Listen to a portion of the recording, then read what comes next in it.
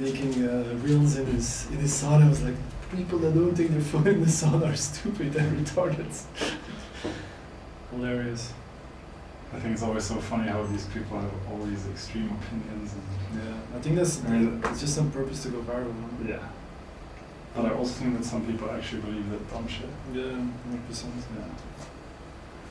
Okay, sound work, cameras works. Perfect. Thank you so much. And need to close this door, please. How long do we have? Do we need All to time. clap? Okay, I perfect. don't have customer anymore. And if it's self-service, each next hour just plus 500. Perfect. But you remember that memory only 4 hours. Okay, perfect. Well, thank you so much. That's See no you. way I'm gonna Come be here here and before. push this door, please. Oh, yeah. This side. Because you will have Yeah. Thank you. Okay, good luck. You can test me if you need some help. Perfect. Thank you. See you. So yeah, we're rolling out. Yeah, let's start with that story. No, he's fucked up, man. I have trust issues. I haven't seen you for a long time. But it's a really cool Yeah, but story. if you tell it now, then it's going to be on video that you don't want me to talk about. Yeah, it's true. It's gonna be a really cool story. Yeah. No, we're not going to use it, but I'm not just gonna- every I'm not- time I watch it, I will remember that I cannot talk I'm about not gonna tell you the story, bro. That's not gonna it. happen. Are you ashamed of it? Not a shame, but I just want to make sure that it stays like in trustworthy. Because I'm scared you will tell Louis, and if you tell Louis, it's gonna go around everywhere. Is it, I never talked to Louis about you. Yeah, but it doesn't matter about this story you will tell. Is it about pedophilia? Ooh, how's the first thing working? Oh shit, that's pretty good, huh? Nice. Yeah, it's interesting to see. What do you think of the studio, man? This is good, yeah. Yeah. It's amazing. The other studios I was in was a bit more options to set up stuff, like lighting and stuff, but I think this one actually looks better. So it's interesting. Yeah, it looks super professional. So you're gonna talk about how to improve speaking, you're saying. Yeah, exactly. Because since I started making reels and doing social media and trying to become a better teacher, basically, I noticed for a long time that I mumble a lot, and people often have difficulties understanding me. But not because it's online. I mean, it's super important to be articulate, right? So my girlfriend is an amazing communicator. She was a journalist. She studied literature. She was an English teacher in Afghanistan when she was 18, for example. So she's been telling me like things to do. And one of the exercises to become better articulate is to basically do tongue twisters. But first you put your mouth full of nuts with walnuts, basically. So your mouth is up completely stuffed. And then I'm just doing like 50 tongue twisters every single morning to start my day. I basically did it before I came here as well. And it's super cool because I can notice, I mean, it's like with everything, right? In the beginning you don't really notice, but then after 2 weeks you're like, oh wow, I see that subconsciously I'm becoming a better speaker. So Yeah. it's pretty cool. And would you say that's something that you're also noticing with some of your clients, that they're not very good at speaking or not very easily understandable, or maybe that in some environments they would need to speak better? Yeah, 100%. I think it's also like a level of confidence, right? Like self-esteem, assertiveness. I had a call, for example, a week ago with a guy from Ireland. So there were two things, like his accent is quite funky. Like for me it was very hard to understand. Yeah. And then as well at the same time he was mumbling a lot. Like I couldn't understand half of the things he was saying. So if I cannot understand, like how are girls and women going to understand him in the club, in the coffee place? So imagine that this guy is approaching somebody and he's just mumbling at her. Like how are they ever going to build a connection? Yeah. So Yeah. I think it's super important, right? Yeah. Have you seen that with guys that are actually that game, they have cool lifestyles, but then you see that they cannot talk, or they don't pronounce the words, or they are... Yeah. Yeah, it's actually really funny. When I was young, I was always speaking so quietly and mumbling so hard that people wouldn't understand me, and my dad would get super angry with me and like constantly tell me to speak louder and speak up. Amazing. And I was kind of swallowing my words.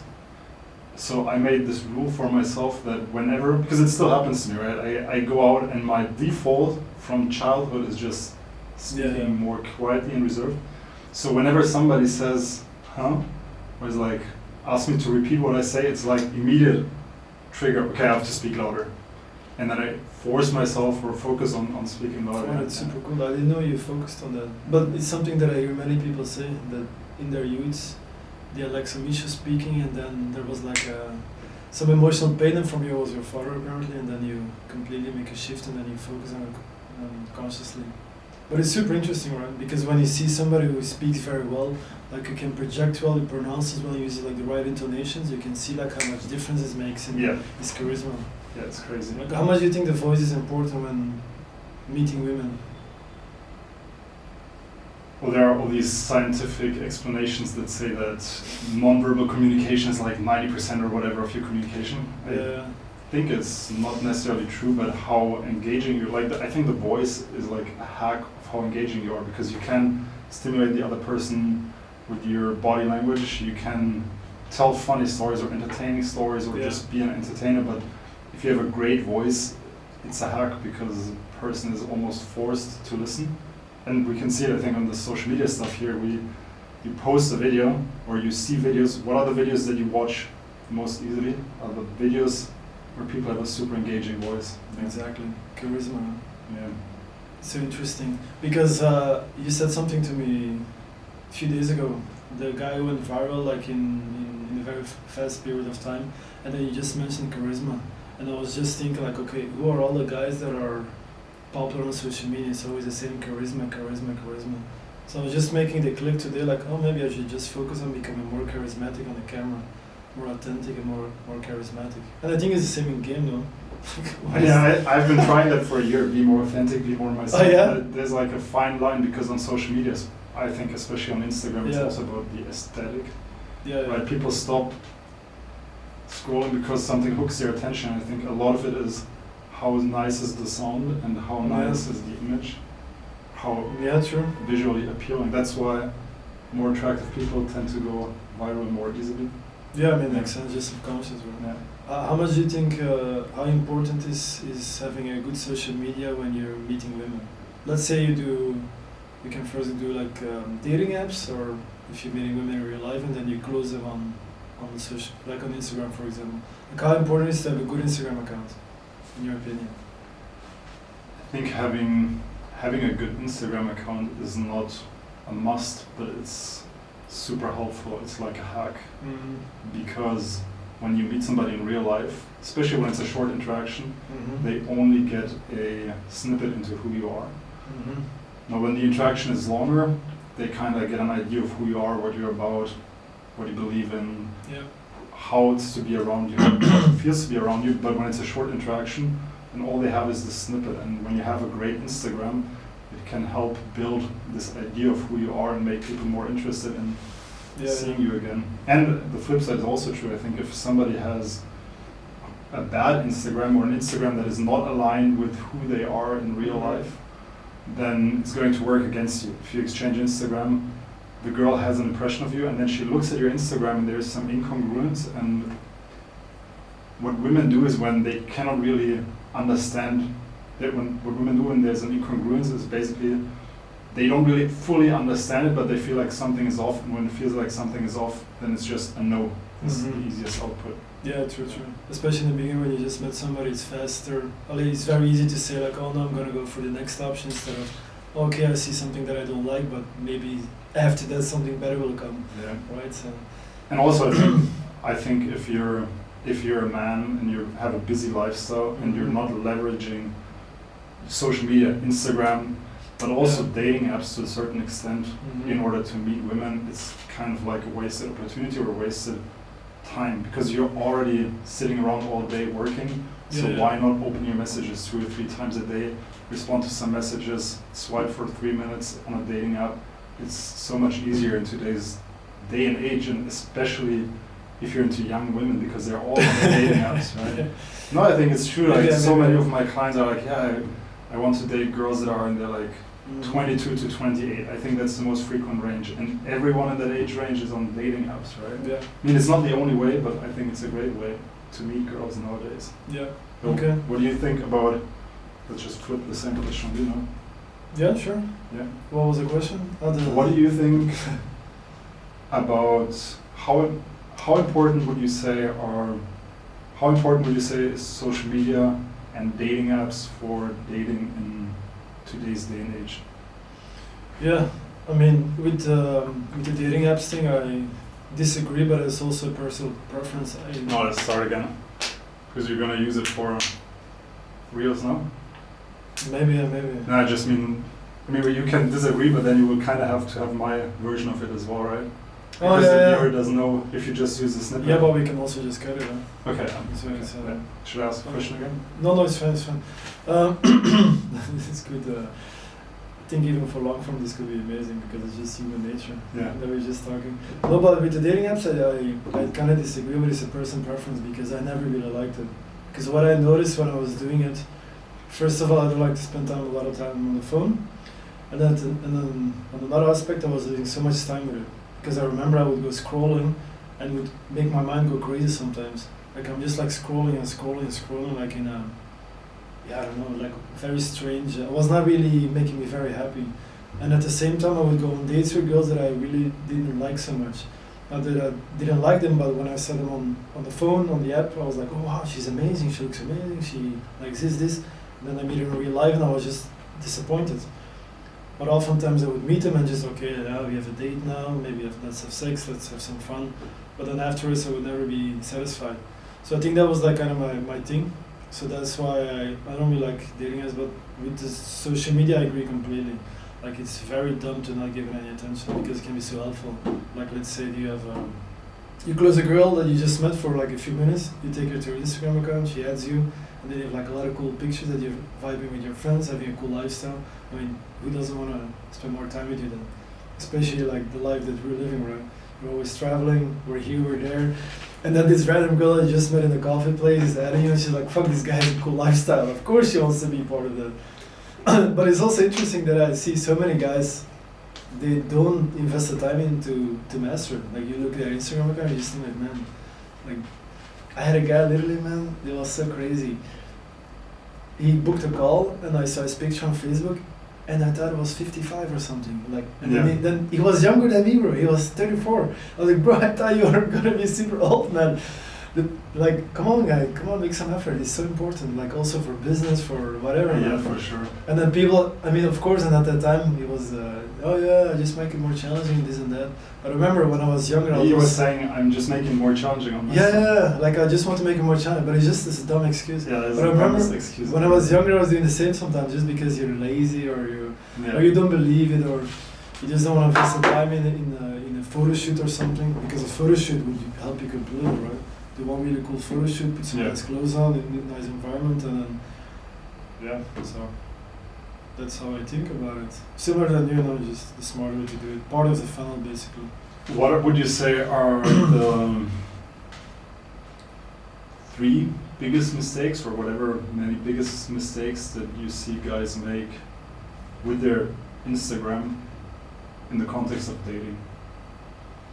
I think there's not I don't enough. know if you want to talk about it. Yeah, sure, It's sure. I interesting. think one of the things is, the first of all is not enough vibes.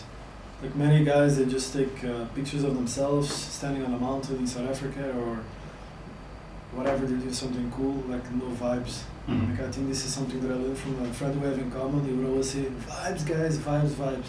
So a picture with some friends, a picture with some girls. That is amazing. And also the second one I would say is the quality of the pictures. Like, come on, like take a nice picture and use a good camera, use a good iPhone, doesn't matter. Makes a complete difference. I mean, and then Yeah. the third one I would say, yeah, just make a story now and then. Like you meet a girl, let's say you meet her today, and then it was maybe a short conversation, so she will check your Instagram and then maybe kind of forget of you. But if you post like a story now and then, she will always get reminded, right? It's like the follow-up system. So this is also something I often don't see with guys doing. Like just post a story here and there. It doesn't have to be every day, but just here, oh, I'm on a flight, I'm drinking coffee, whatever. I think you're really good at these things. I mean, I haven't seen you for a long Thank time, you. but Yeah. it's like, I've seen you a lot, but I haven't seen you in real life. So I know where Yeah. you've been, I know you're in Mexico, I know you know what I mean? Yeah. So I have all the information. I think it's funny sometimes. I met this girl in Barcelona once, and we had an amazing evening, and I didn't see her for 5 years. And then I saw her again in the subway by coincidence. But I actually saw her every single day on Instagram. So I was like, wow, amazing. It feels like I know you super well. In fact, I didn't see her for 5 years. So. Yeah. What do you think are the 3 biggest mistakes men make on Instagram and social media, or even on dating apps? think the biggest mistake I see guys make is, apart from not using it at all, I think the biggest mistake is when you don't use social media at all, Yeah. not understanding the power it has, especially today in the dating market. The second biggest mistake is guys just being try hard. I would say this when you feel like they're just trying to put up a persona, Yeah. everything is a bit too posed. It's not really about the vibes and more about them. You know, Yeah. they try to look good, try to Yeah. like show that they have money, these kind of things. So Yeah. what I notice is if instead of taking like these super professional photos in a photo shoot setting, like the worst thing you can do is like have a Ferrari and girls around you, right? If instead of that you just take these disposable cameras and shoot some pictures with that and just throw it in, just to create that feeling of vibes, that's super powerful.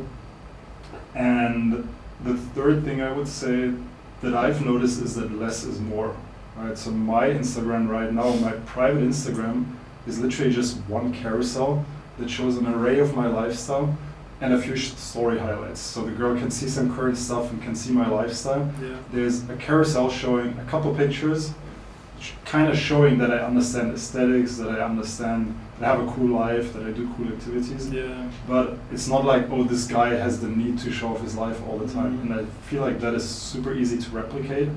So rather than having to constantly think about what to put on social media, you can just do it once and then do it again and again whenever something comes up that feels worthy of posting. Yeah, exactly. I also like I think it's true, posting regular stories. It's something I don't think about that much because I Just seeding, intuitively It's do just it, like right? seeding, you know, seeding. Hey, I'm here. Like nurturing. I'm here. It's Yeah. like nurturing, And yeah. people just see you and then all of a sudden they're like, Yeah. I know these guys so well. it's Yeah, for crazy. sure. Yeah. Yeah. It's super funny. It's funny that it works, you know. And also Yeah. like in sales it's amazing. And just like being once in a while, like, hey, I'm here. Yeah. I'm here, don't forget about me, but once you're ready, I'm here, huh? You know? Yeah. Funny. Before I created this, before I started doing dating content, my Instagram was so powerful. It's so crazy. Every girl I exchanged Instagram with was always like Amazing. needed Yeah, I remember you were really good at it. And I didn't post much, right? I posted maybe 4 times a year or something, and I posted Interesting. stories, but I only posted Yeah, pictures like 4 times a year maybe. yeah. And then even when I started doing fitness content, it's like the fitness content was interesting because I was able to post a lot of braggy content, you know, like six-pack stuff. Yeah, But it's not to brag, it's because I'm a fitness coach. yeah. And I feel like okay, it okay. worked crazy well as well. Interesting. Yeah. Oh, It was interesting. very interesting. Yeah. Yeah. I was fascinating. gonna say something, you said something interesting with this. You said that you talked to this guy who had his profile picture was his only picture, and on the profile picture he looked like a 50-year-old man, even though in real life he was just in his early 30s. Mhm. And when you challenged him on it, he basically said that, yeah, I like to make it a bit more challenging. And I thought that was very interesting. I feel like a lot of guys, like I think dating, the better you understand it, is all a little bit like sales. It's all about removing as much friction as you can, right? Exactly. Making it as easy on yourself as possible. Spending time in places where you can meet the type of women you want, being the type of person that these women would like to have in their life, and just removing the friction. Yeah, exactly. And many guys do the opposite. They're like, no, but I like to wear these weird shirts, or Yeah. I like to post these weird pictures on my social media, or I like to not use social media at all. So rather than doing the right thing and investing, oftentimes it's really just about investing half a day in dressing better, taking some good pictures, and it can completely change your life when it comes to dating. But guys have so much resistance to just investing that time, even though it can pay out 100-fold later on. I think it's so crazy. It's Yeah. super fascinating. I completely agree. I think it's also because dating is like a very, it's a very intimate thing, right? So if I give that comment in a moment, if there's not enough awareness from his point of view, he's Yeah. gonna get defensive, and that's why he gave that comment, obviously, because he knows deep down it could be way better. Yeah. But in that moment, we're just like two men talking to each other, and you're competing in a way, because in the end, I really believe in natural selection. He has Yeah. an ego thing happening because there's not enough awareness. So I think the trick probably is just to get enough awareness. And these are the moments that, you know, like when you cannot sleep at night and you're like looking at the ceiling and you're just thinking about life, and then sometimes you have like these insights, right? Like, oh fuck man, this is actually something that I like to do or that I forget about. like these very deep moments of awareness I really like. And I think this is the challenge for us as dating coaches to bring it to the people that we want to help. Like, hey man, listen, like this is important. Like this is gonna change your dating life. If you're gonna change that picture, or your fashion, or your communication skills, whatever, like it's gonna change everything instantly. Like, come on, as you say, like make it easy for yourself, man. It's insane. Yeah, it's insane. Yeah. Would you say that having a big ego is something that is holding a lot of people back, or what role would you say, or what role do you think does the ego play in progress? It's an amazing question, huh? I think it really depends how you. The ego is a tool. It has a function, so it helps us survive. And I think it depends how you use it. Like if you use it in your benefit, like let's say you're having this story about your friend yesterday that you said he's super delusionally confident because everything that happens is in his favor. Like he meets a girl in a coffee place and he gets like kind of rejected. He's just like, no, this is the way it's supposed to be. So this delusional confidence, of course, is super helpful in most situations. But then also ego can also be in a way that you get very defensive. And let's say you want to help me, right, with something. I'm building this business, I'm scaling it now, and you would say, Steph, I think this is something you're doing wrong. And I would, no, leave me alone, that's not true, no, I think it's this way. But I have no idea maybe. So my ego can work in a not very beneficial way for myself. So I think it's a tool that we have to use in the right direction. Use it in your benefit, but also stay very humble and open-minded for opinions from the outside. I always like a little bit playing. I like the ego a lot, and I think it comes again to the awareness of knowing what is good for you and knowing what is important for the next level in your life. If you're into growth, what would you say? I think it's a really good question, but super important.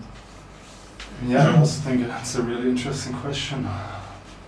I also think the ego is a super important aspect. Mm-hmm. I got into meditation when I was a bit younger and constantly tried to strip away the ego and not validate, especially because for me, when I was in my early 20s, I had a massive ego, and I noticed that a lot of the time it was holding me back in life because I wasn't really willing to challenge things. I wasn't really willing to change as a person. Mm-hmm. And I felt like other people should just respect me for everything that I've already done in the past, right? Okay. And now when I work with people that have a big ego, it's oftentimes about offering them a different perspective on things in a way where they can see that this perspective is beneficial for them. Mm-hmm. And then helping them in a way go out of or step out of their ego to actually level up. Mm-hmm. Yeah, and then having the ego at the same time as a tool, as you said, I think is super powerful. Yeah, 100%. It's very fascinating. I think that is actually the main job for us as dating coaches, to help people get aware of, okay, you have a dating life that you're not satisfied with right now. You want to date more beautiful women, or you just want to date women in general. But to help them, oftentimes they are so close-minded, right? They're like, yeah, I'm fine. But you know deep down, they're not fine. Yeah. Because they're gonna go home and they're gonna jerk off or whatever, and they think something magical will fall out of the sky in their arms, but it's not like that. If you don't proactively try to learn skills or improve yourself, like nothing's gonna happen. Yeah. Especially if you're 35 right now and you're thinking like, oh, I have all my life, but bro, like you don't have your whole life. Like you're aging very fast and your testosterone gonna be lower, most of your friends are gonna get married, and all of a sudden you'll be 45 by yourself or dating somebody you don't like, and then you're basically fucked. Yeah. Yeah, and people don't see how life progresses in these stages, right? Where you like basically have this young stage where you can just be crazy and have one night stands and all of that. Yeah. And that ends at some point. You can Does it? still do it, but it's not the same. It's not Okay. like when you're in your early 20s and you have all of your friends and you're just all going crazy, Yeah. right? And then you go into that phase where you're like in the midlife, kind of like where we're at now, like 30s, maybe 40s, early 40s, where you have all the options, but also when you're going towards the end of your 40s, I think life changes a lot. You have to take care of your parents, you have a lot more responsibilities in your life. Your friends are all married and have kids. It's just not the same anymore. So yeah, I do think that our time Yeah. And not is only very that, limited and people overestimate it. yeah, true. And not only that, to add to that is, like the older that people are, when they get this point of like, okay, shit, I call it like an emotional fuck you moment. Like they all of a sudden they have the awareness like, okay, I want to do something about my dating life. I'm going to get a guidance and a mentorship or help or something. But the older people become, the harder it is to change all those psychological patterns basically. Yeah. Like if you want to, let's say you're 42 and you want to start getting confidence and start approaching women, I mean it's going to be way harder when you start doing it when you're 25. It's just gonna, it works as well. Huh? I mean I have a long-term client who is 53 right now, amazing guy, super dedicated, but I just see like he has to put way more effort in than somebody who is 35. Yeah. So I always tell guys that you have no idea, like please start now, like start now. This is, I also believe that dating is so important because this is one of the things why we're here, right? Like we want to reproduce. This is something that we think about often. When you wake up in the morning, we are hard, you know, we go to sleep. Are you?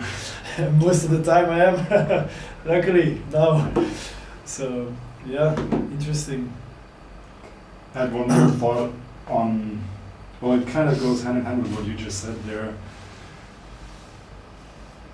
Do you know these big 5 personality traits from psychological tests, like assertiveness, openness, conscientiousness?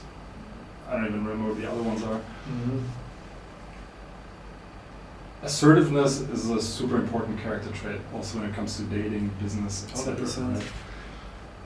And my assertiveness level, for example, is not very high, naturally. You think so? Yeah, I've done these tests, it's very Oh, interesting. I wouldn't say that. Thank you, because you know me from a dating context, I think, but I think in my normal life I have relatively low assertiveness levels. Okay. And I've noticed a pattern because I had all of my clients always do these big 5 personality tests, Mm-hmm. and clients that are high in assertiveness usually go one of 2 ways. Either they can have an amazing dating life and can progress to insane heights in their life, Mm-hmm. or not at all and they're just stuck forever. And the defining factor is how high they are in openness.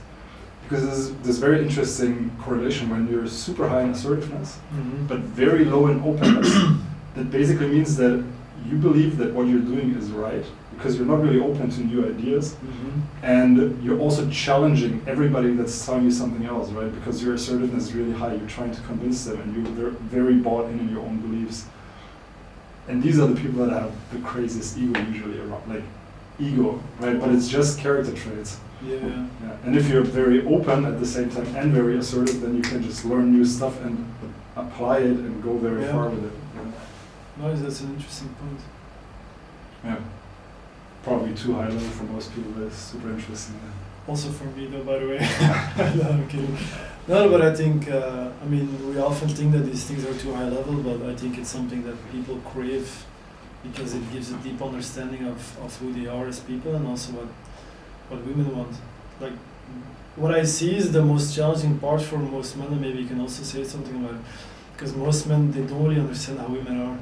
Like when I started this journey as well, I don't know, like 16, 17 years ago, I would think that women are like men, right? We talk the same, we do this, we do that, and we always complain about them. But they're so different, man. They have a completely different psychology. And the more that I gained, the more that I understood it, like how women are so different. And I love it. But many men, they hate it and they get annoyed by it. They would say, oh, all women are like this, all women are like this, all women are like this, blah, blah, blah. And they don't understand how to seduce women because they're so different, right?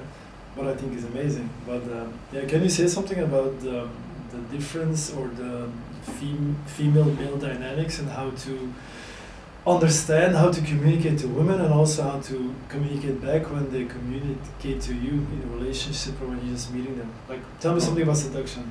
That is a super broad topic. Yeah, I know.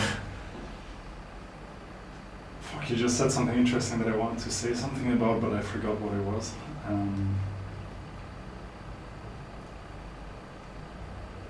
Yeah, it's maybe I should reframe my question a bit better. Give me a second. Yeah, I was thinking of something on the topic of what you just said. So for example, Yeah. I I think I remember. tell me. One, I'll keep it. I think a super interesting thing that I did when I was younger, and that many men do, is that we think that women are very similar in their psychology as men. Yeah. And us men were only, I mean, let's say mainly driven by looks.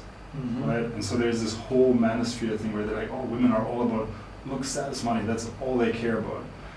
And that's led in a way to this new phenomenon, for example, of this looks maxing stuff, where guys are like, hey, all that matters is my looks, right? I need to get my looks on point. Yeah. Because we think that women are like us, and so they will only chase looks. And I find it super fascinating because it shows this core misunderstanding in the difference in the psychology between men and women. Yeah, that's the thought that I just had. Yeah, this is an example. I was actually thinking about shit testing, for example. And I read something before I came here, and the guy was explaining that the whole feminist movement in the world is actually basically one big shit test towards men. Because I've met many women as well. They men. And I mean, you know how to pass shit tests, right? You just make fun of them or you make a joke, and then of course their frame falls away instantly. So I think that's super interesting. Or you just ignore it, just like with the feminist movement. Yeah, exactly. Like it's like just leave us alone. Change your behavior, just walk away. But something else, like I think it's also very interesting. Like most of and I think you're also really good at this. And the guys that are the best in the world that I met, I'm thinking about like 2-3 people right now, also really good at this. They notice when girls like them. It's just like in these small things, right? And the harder the girl, the different it is that you will notice that she likes you. And an example, I was walking with a client I was coaching, and he was already very, very advanced. This was a few weeks ago.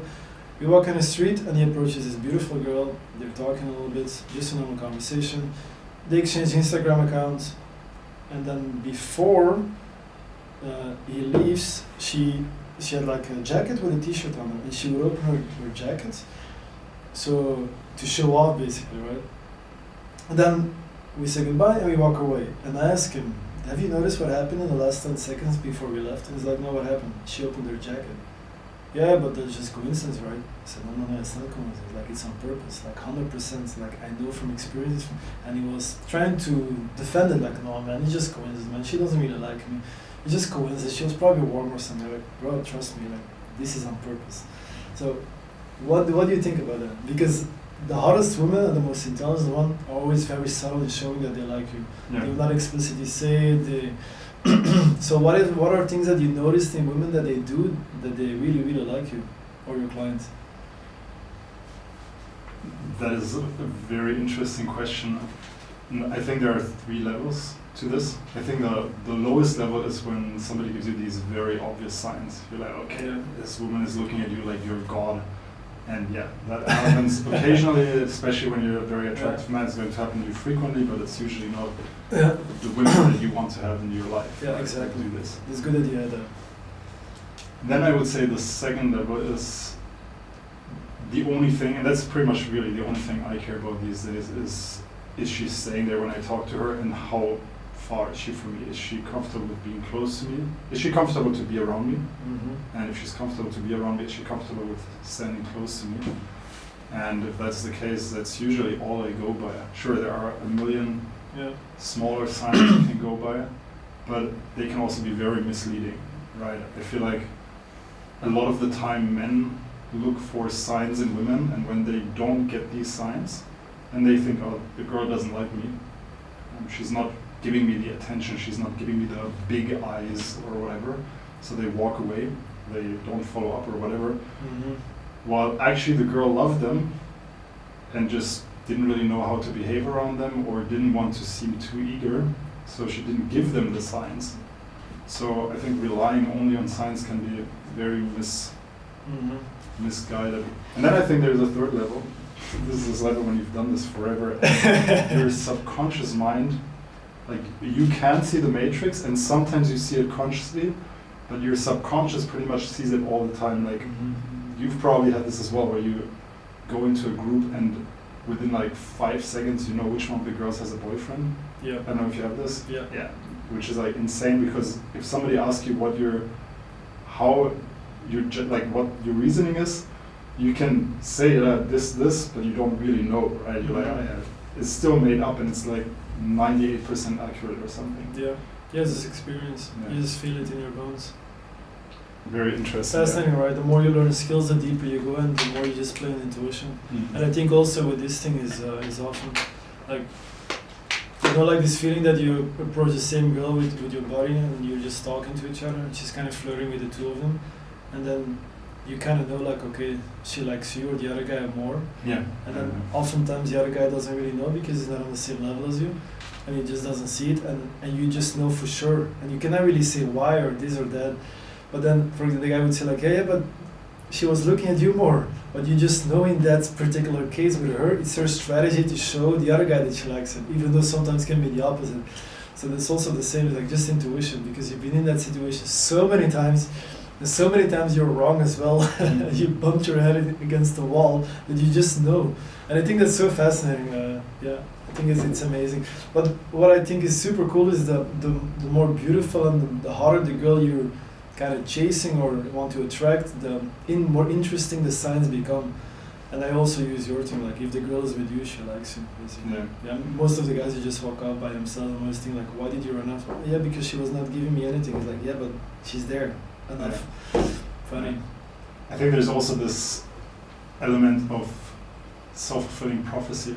Right? If you just believe that every girl likes you, in a way, This is the ego again, right? It doesn't matter whether it's true or not. Yeah, but it doesn't matter whether it's true or not. Just by you believing that every girl likes it, you will start interpreting everything as if the girl did it to like you. So you will think, oh, she talks to my friend more because that's her strategy, Yeah. to not show too eager, Yeah. to not seem too eager. At the same time, if you have this idea that no girl likes you, Mhm. you're going to see all of the signs of why the girl doesn't like you, or Yeah. why it wasn't worth continuing, or why she was laughing at you rather than with you, like all these Yeah. things. It's very interesting. Our mind always sees what it wants to see. True. And you can kind of program it to a certain extent. Yeah, exactly. I think that I like the winner effect, for example. It's very important to have some success in your journey. Like let's say you started your journey and then no. Oh yeah, thanks. So when you started your journey and then let's say you only get rejected, right? It's super fucked up. So it's very important to get those wins. And I remember in my journey, like the first night that I ever watched a video online of how to become better with social skills, I pulled basically a girl to the toilet. I was super drunk, but I did it, and for me that was like an amazing thing to happen. But it's true what you say. But I also think like if you see every girl that you interact with and you tell yourself like, oh yeah, I love her, or she loves me, it can also work counterproductive, because then you'll start thinking like, yeah, but why is she not texting back? Because the reality is not in synchronicity with what you think. I would disagree on that point, because there can be 1 million reasons why she's not texting back other than her loving you. She might be completely Yeah. I'll tell you a funny story. Yeah. My last girlfriend I had, I matched her on a dating app, and we went on a date, we hooked up, we started dating, eventually became a couple. And at one point we exchanged Instagram, which we did quite late, a couple months, I think 2 or 3 months after I met her, and we realized that we exchanged messages before. And Oh, the wow. exchange messages was me Funny. texting her and her not responding. Wow. And I could remember the moment when that happened, and she could remember it as well. And that was me sitting outside a restaurant with a friend, and she walked by, and I started talking to her while she walked past. I stopped her, started talking to her, Yeah. and I was really into her, and I thought she wasn't into me because she didn't respond to my message. She was actually just dating somebody at that point in time, and it wasn't very serious. That's why she gave me her number, or her Yeah. contact. But later at home she was like, I cannot respond to this guy, right? Yeah. And I thought, this girl doesn't like me, but in reality there were like these external circumstances that had Yeah. nothing to do with me. Yeah. So yeah, every girl does like me. Yeah. Stop saying anything. Wow, you're a Shut the superstar. fuck up. Such a womanizer. Teach me all your skills. But it's true often. It's only based on looks and genetics. Looks maxing, right? Looks maxing, yeah. Actually, are you doing bone smashing? Yeah, I did it, yeah. You did it with me before. Yeah. Funny. Steph, serious question. Tell me everything. What do you think of bone smashing? Okay, let's talk about the serious topic. I want to add something to I wanted to say something about it. I forgot again. No, it's interesting that I like that you said that you met her and then there were like external circumstances happening, because oftentimes somebody gets rejected and they start getting into their head and they take it like very personal. Like, oh, Yeah. I'm not good enough. But I always keep saying the same thing, like, bro, you have no idea, man. Maybe your dog passed away, maybe your mom passed away, maybe she has a relationship, maybe there's like an ex-boyfriend. But you notice, right? So you tell them, but they don't believe it logically. Like emotionally, they're too connected to like a weird reframing that they have, like, oh, I'm not good enough for this girl. Like some random 22-year-old that just met in a bar and talked for 1 hour, like, and she's not responding, oh, I'm not good enough for her. Yeah. It's like insane, you know? I think it's especially interesting when you look at guys that are successful and Successful? have a good dating life. Guys that pretty much have it all, but they didn't have it when they were young. A lot of the time what happens is that they still approach dating from the mindset of somebody that's not good with women. So Yeah. they're constantly thinking about whether the girl likes them, they're constantly thinking about like micromanaging what they do, what they say, rather than approaching it from the perspective of somebody that's successful and attractive and successful with women, right? Yeah, of course. And it's just a difference in mindset that's completely fucking you over, because you're Yeah. essentially constantly trying to make things work and women feel that shit and Yeah, exactly. don't like it. Yeah. Yeah. So where do you think it goes from, okay, I'm still having this mindset that's not helping me, towards like, okay, my mindset is shifting and this is completely changing my dating life now? Because we all know how that vibe that you talk about now, how it can be helpful and how it will change your game as well in meeting women. So is there like a pivotal point, like you can do something to change it, or just rewire your brain, or hypnosis, or just having a lot of success, or what would you say?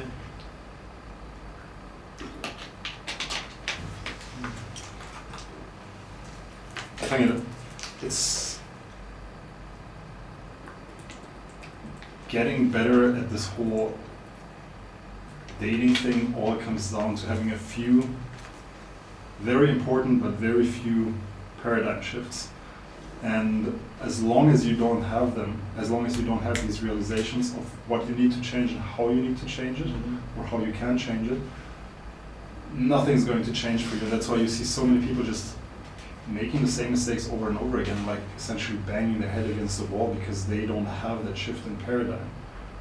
So I don't think it's gradual. It's not like this thing where you do more and more and you're going to get better. Essentially, it's not like you're for sure going to get better just by doing more. It's actually the other way around. I think we've seen so many people that just kept banging their head against the wall for years without any change, because they never had the courage essentially to get somebody else to take a look at what they're doing and give them feedback. And I don't say this to just promote coaching, but for me, right, I've spent so much money on coaching over the years on all parts of my life, because I know that either it helps me accelerate things, or it's actually the thing that enables me to get better in the first place. Because if I don't understand what I need to change and how to change it, I can keep doing what I'm doing essentially forever without seeing a change in my life. And I think that's what most people do when it comes to dating. They're making the same mistake literally for years. And we see this also with relationships, right, where people get into a relationship, the relationship doesn't work out, they end it for whatever reason, and then within oftentimes weeks, they're in a new relationship where almost anybody on the outside can tell right away that it is going to end the same way, because it has the same flaws as the first one. Yeah. And because they're not able or willing to see it, they cannot change. Yeah, it's so interesting. Like history is not the same, but it rhymes.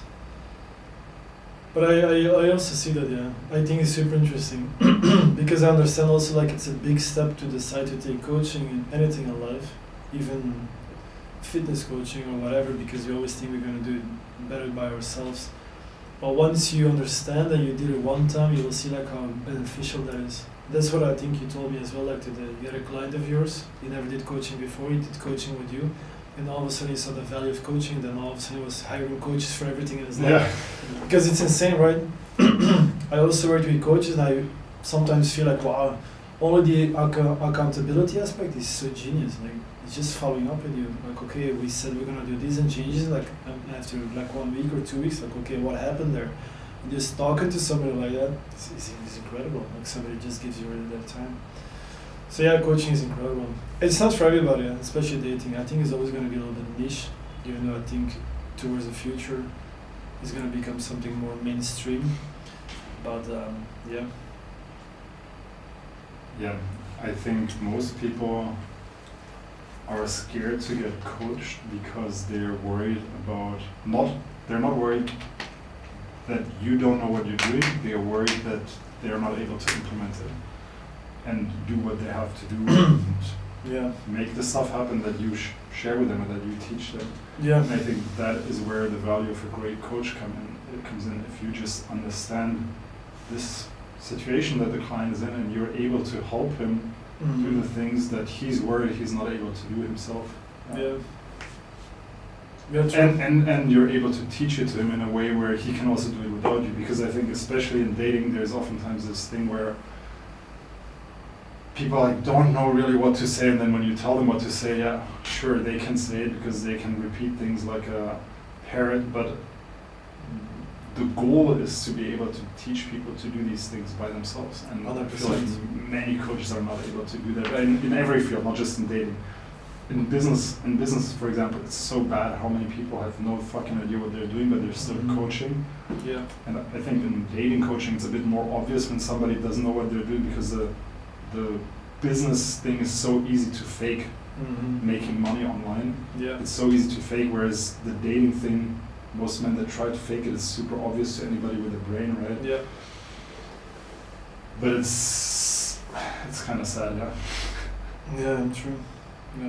It really triggers me when I see these people online that are trying to pretend like they know what the fuck they're talking about, and you know that they're just scammers. It's- Yeah. Yeah. I mean, I think it's always going to be part of society. People are trying to find a way to sneak in or something. It also triggers me because in the end, we took the time, we took years to become masters at this basically. Not because to brag, but just because we put so much work in, right? We did so many approaches, we invested in coaching.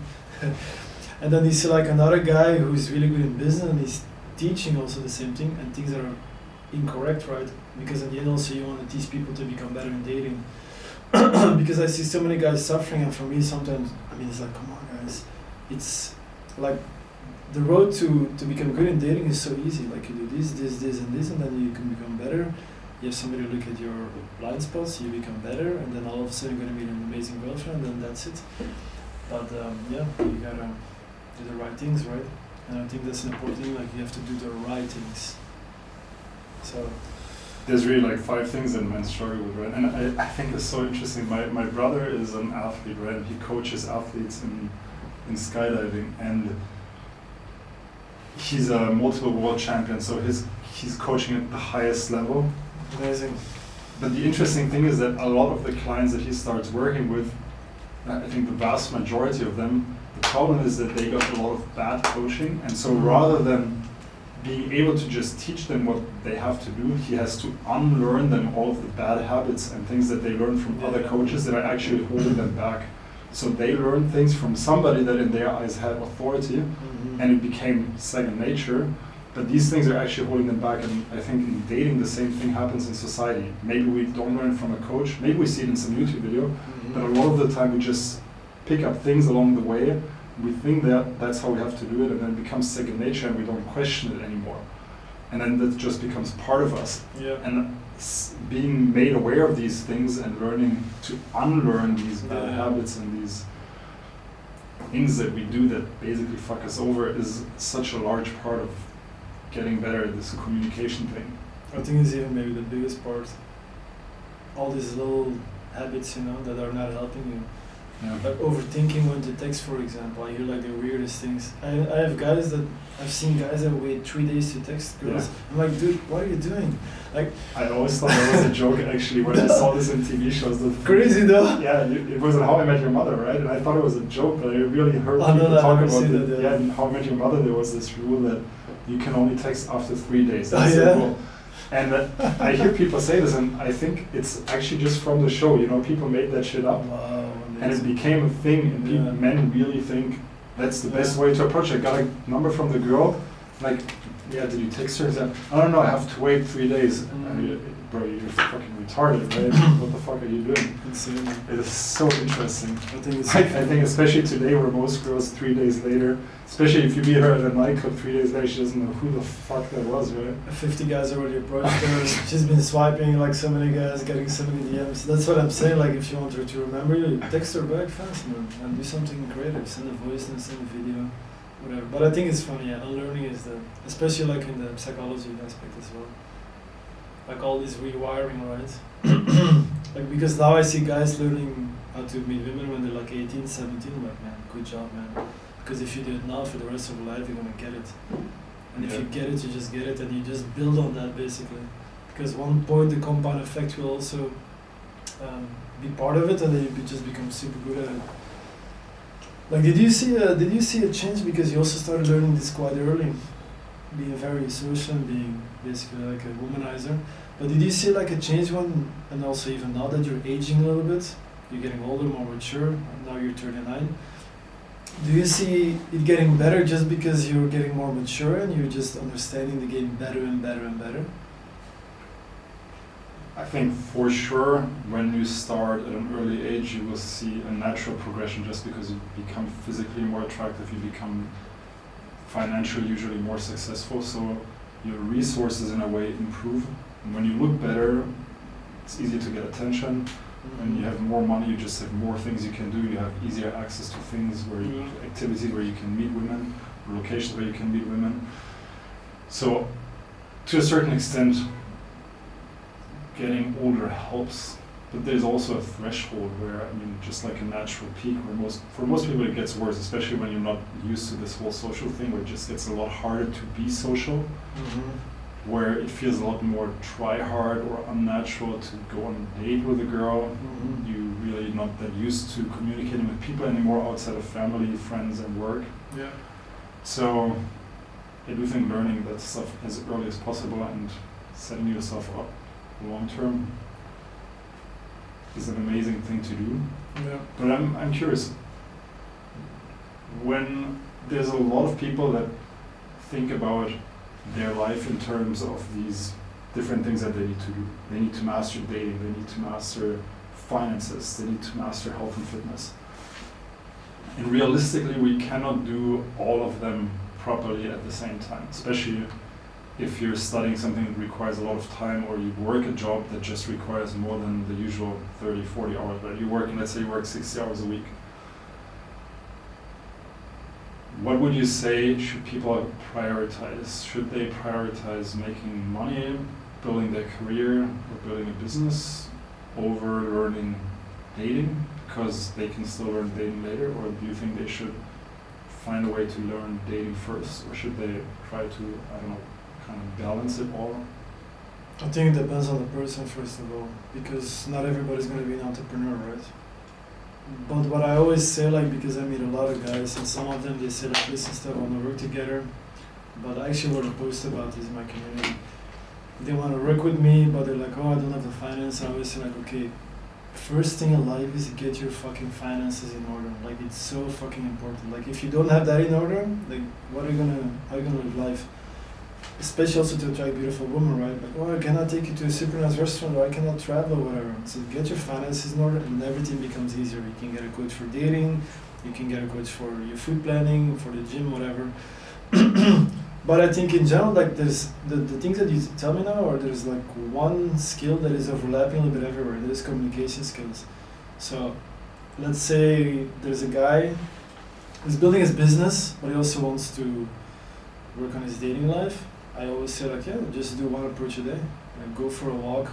Everybody goes for a walk, right? You go to the supermarket, you go for a coffee, and just do one approach a day, that's it. Your social skills will improve, you're going to meet nice people, and it's going to help your business as well, because you're going to be better at sales, you're going to understand all these little things, where the social cues, and so on. So yeah, it depends on the person, right? Everybody's a little bit different. But the way I did it is not the way I recommend people doing it, because I was obsessed with women when I got into this, and I just spent all my time just going out and traveling and having fun and getting invited here and there, and then I only got into business until I was 30. So I wouldn't do that. I would advise you to yeah, get the money first. Get the money first, and then practice your social skills. And yeah. I don't know what I'm saying. I'm getting super tired right now. I want to say things, but I'm just like this. What do you think of the whole Jeffrey Epstein situation? I think it's super funny. I'm thinking he fixed the money thing first, and then he went for the girls. What do you think? I think this whole Jeffrey Epstein thing is actually quite interesting because what we're seeing is basically a ton of ultra wealthy and ultra powerful people paying somebody else for sex. And I haven't looked into this in too much detail, but what you can see from the stuff that's going viral is essentially how bad most men are at meeting and dating women. I mean, it goes really to the point where with this Jeffrey Epstein thing, it's billionaires paying Jeffrey Epstein, kind of a middleman, to get them prostitutes from other countries, which is insane, right? If you think about it, these guys technically should have mastered everything. They mastered their finances, they mastered their whole life, but they didn't master dating. They didn't even master their communication skills, obviously, when you look at how they type in their emails, but they for sure didn't master dating. And then they have to pay somebody to procure them prostitutes, Yeah. which is so sad to me. Right? You have all these resources, but you didn't get to the point where you master the dating skills. It's crazy. It's fun, yeah. Yeah. But I think it's interesting, I got an insight here. I think most men, and this is actually my frustration as well, Yeah. most men are just used to being frustrated by their dating life and trying to find like these little strategies to get girls. Some guys become yoga teachers, some guys become, I mean, whatever, right? Or they pay for it, or, and many men that I meet as well, whatever, when I'm traveling or in the gym, they're complaining about girls and like coming from a very scarce position, and I'm just thinking like, oh man, what the fuck, they also don't get it. Yeah. And they also don't get it. And for me it's so funny because for me it's so easy, and it's very easy as well to teach other men. So I'm always surprised, and of course like with these fucking bosses in life, right, who did so business wise, they also didn't master it because they just don't get it. And I think it's just because it's a habit. And they're not aware that it's also just a skill set to improve on. So I think it's super funny as well, yeah. Like these guys are just, yeah. I think there's actually two types of men that are successful in business now that I think about it. Okay. Because there's this one group that is very successful and often makes money, but their job is very technical. And then there are guys, because I'm thinking of one of my former clients in particular who was basically extremely successful, that he was working sales. Mhm. And he had this insane confidence, and just from the fact that he was used to going after what he wants and dealing with people's emotions in a way, he was able to apply that to dating very easily. He was also naturally just a good communicator, but I think that's the two directions it goes. If you're successful in business, you're either going to be completely horrible at communication Yeah. and need to actually learn a few things and unlearn bad habits and patterns, or you're just naturally gifted and you just need to understand how to funnel it in the right direction. Yeah. Yeah, true. That's actually interesting. Yeah. I agree with that. Also, sometimes men have been doing business for such a long time and looking at their screen, completely focused on making money, and then all of a sudden they're like 40 and they're like, oh fuck. And then they need to relearn all these things, and they are so far away the other direction that it's going to be very challenging. But funny, yeah. I have that a little bit when I work on legal stuff all day. Yeah. You're basically just in front of your computer and doing technical shit. Yeah. And then when we talk to other people, it's usually also about technical stuff, right? Mhm. Like legal documents or like whatever, but it's technical communication. Technical communication is completely different from the type of mindset and type of communication that you need to have when you're in a dating environment.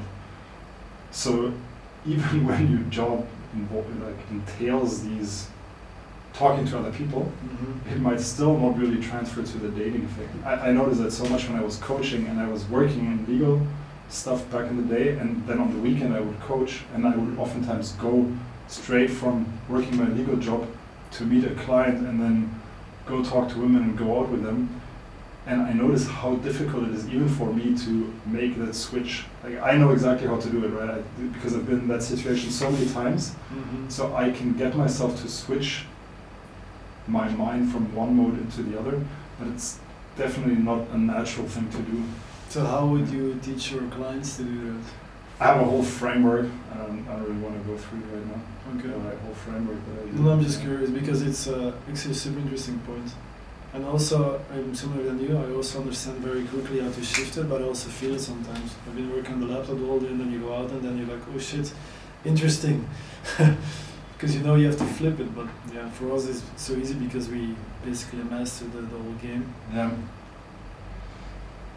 I think that the number one thing that I use myself, that I've also taught my clients, is, I think you do that as well, is just talk to the first person that you meet, 100%. and then force you almost to fuck it up on purpose. Just go all out. It's like a little ego that. I don't really want to share that.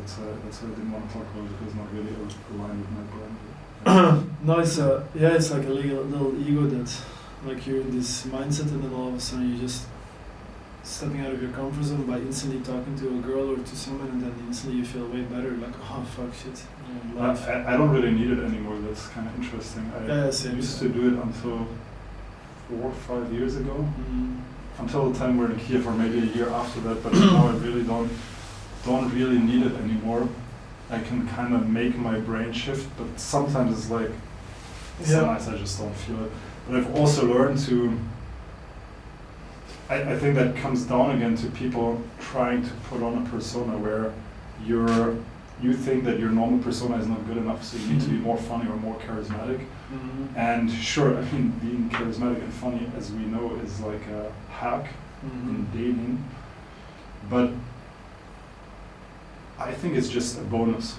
If you're a cool guy and you can have a basic conversation and you have the confidence to walk up to a girl, everything that comes after that, basically your only job after that is to not fuck it up, right?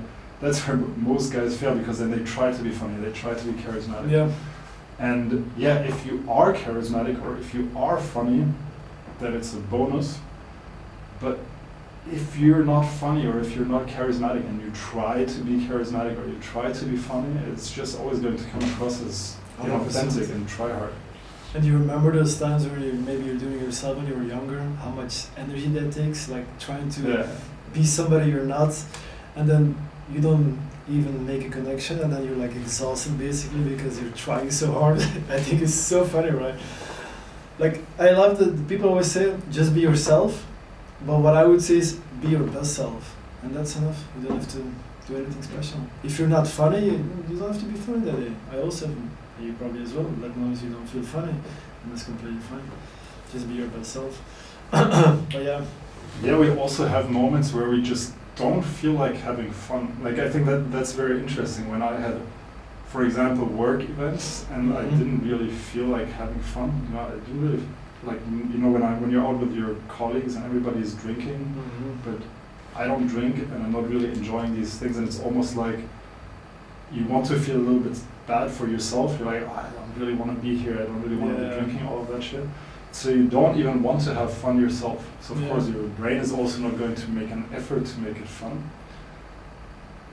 And I think if you're then just authentically that person, that still works, right? You can still have I can kind of like technical and boring conversation with somebody, and it's a lot harder than when you're in a fun, entertaining, engaging, charismatic frame of mind. Yeah. But it can still work. What I noticed is... and it definitely works better than trying to put on a persona. Yeah, 100%. What I noticed is a mindset. Sometimes I have these moments that I can get a little bit melancholic. It doesn't happen so often, let's say once every 3 months. But when I was still single, I would be going out or in daytime and just, like you're just meeting girls, right? Because once you get it, it's just so easy. That I would notice that this is actually like a state of mind that is also very easy to attract girls. Like when you feel this melancholic thing about life. And I think it's because it comes from such a depth, and it's also very emotional, that women are just very attracted to that.